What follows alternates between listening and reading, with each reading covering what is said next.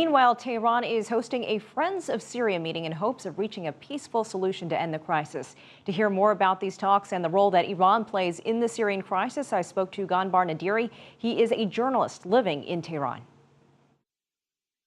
Well, I think the message that the conference in Tehran is trying to send to the rest of the international community, especially the regional countries, is that Iran is always ready, more than willing, to find a peaceful solution to the Syrian crisis. That's why Tehran invited each and every party involved in the Syrian crisis to the capital, Tehran. But the problem is that countries such as Turkey, Saudi Arabia, and Qatar did not take that invitation seriously, and they did not attend. Quite the opposite, countries such as Russia and China, of course, sent high-ranking delegation to the capital, Tehran. The idea is to forge some kind of peace or some kind of dialogue between the disputing parties, the government of Syria and the opposition groups. That's why Tehran says that if it can start some kind of dialogue in the capital, it can also extend it to the one that is going to happen next month in Geneva. Do you expect a different result coming out of this Friends of Syria meeting? Because the Friends of Syria met last year and not much has changed with the situation in Syria. What do you expect to come out of this? Well, that's a very good question. I think the disputing parties and the international or the regional countries shouldn't lose hope in finding a peaceful solution to the Syrian crisis.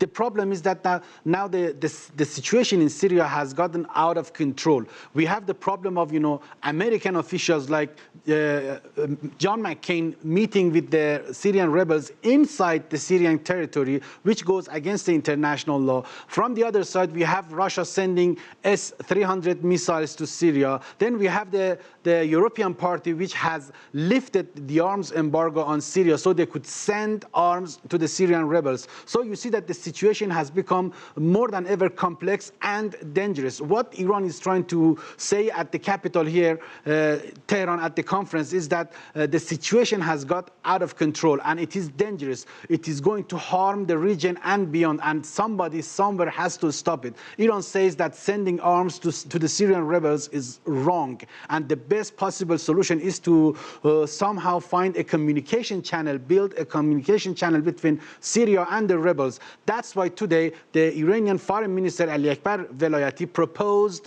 the formation of a contact group that could talk both to Syrian government and the Syrian rebels.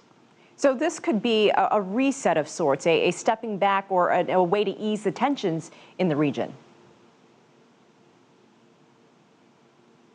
Well, Iran is trying to ease tensions. Iran wants to tell the international community, especially Europe and the United States, that it is here for talks. It is here to communicate and to work and to cooperate with the rest of the world. The problem is that the Americans and the Europeans are not taking the actions taken by Iran very seriously. That is a problem here, actually. What they are trying to say, that even in Geneva talks, in Geneva conference next month, they don't want to invite Iran because they don't take the influence that Iran has on Syria seriously. And that is wrong, because Iran has been there for decades with the Syrian government. Iran has been funding the Syrian government for so many years with billions of dollars. The case in point could be last week, which Iran offered another credit line of about $7 billion. So I don't think that they can take out Iran from the equation. What countries do you think could perhaps influence those Western countries to take Iran seriously? Is there someone that is at the conference that could be at Geneva also, that could maybe be the turning point in bringing this all around? The good news is that countries such as China and Russia have been playing very fairly these days. They don't want to let countries such as America and Europe have the final say in Syria, because what happened in previous war, which was Libya, they lost completely. They don't trust the Americans, they don't trust the Europeans, and they don't think that any resolution coming out of the UN Security Council is going to benefit or is going to be in the best interest of the Syrian people and the government.